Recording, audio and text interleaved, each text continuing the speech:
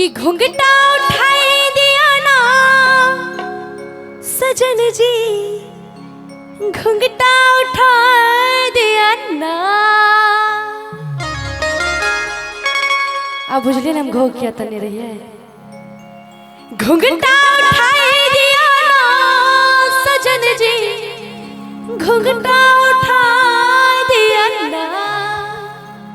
बहुत पुरान बहुत चर्चित गीत सब जे कि सब गोटा बिसर गए थे, बच्चा सब नहीं बुझे थे गीत बहुत पुरान छे। बाबा सब जते छथिन सब बुझे थे गीत कर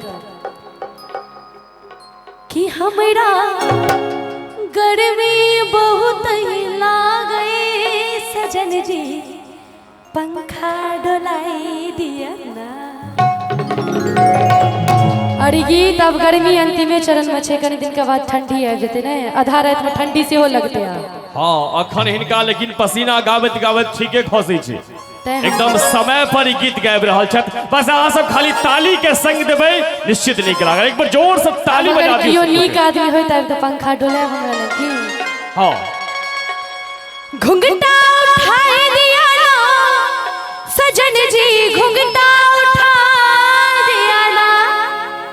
कि हमरा कि हमरा कि हमरा गर्मी बहुत लागे सजन जी, पंखा डोलाई दिया ना।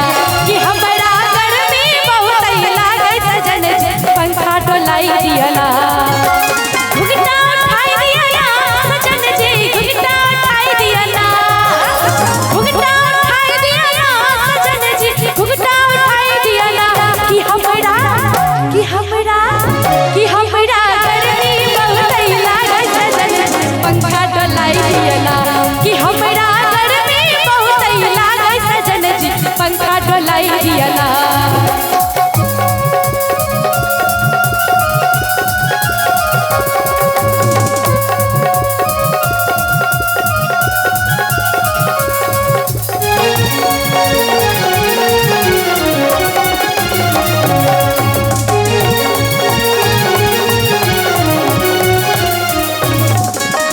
जेठ महीना की टप टप गर्मी घाम चुबैया ना।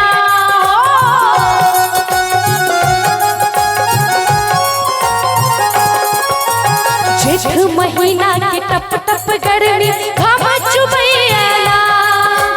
जेठ महीना की टप टप गर्मी घाम चुबैया ना। हो जेठ महीना की टप टप गर्मी घाम चुबैया ना। कि हमरा कि हमरा कि हमरा प्यास लगैया कटस खैया लिमका पिलाई दिया ना। कि हमरा प्यास लगैया कटस खैया लिमका पिलाई दिया ना।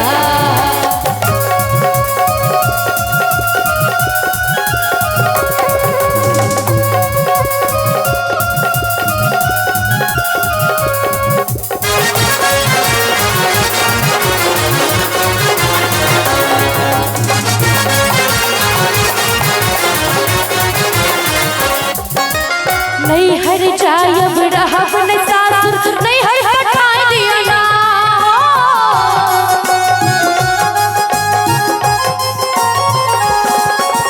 नहीं हर जायब रहब न सासुर, नहीं हर हटाई दिया ना।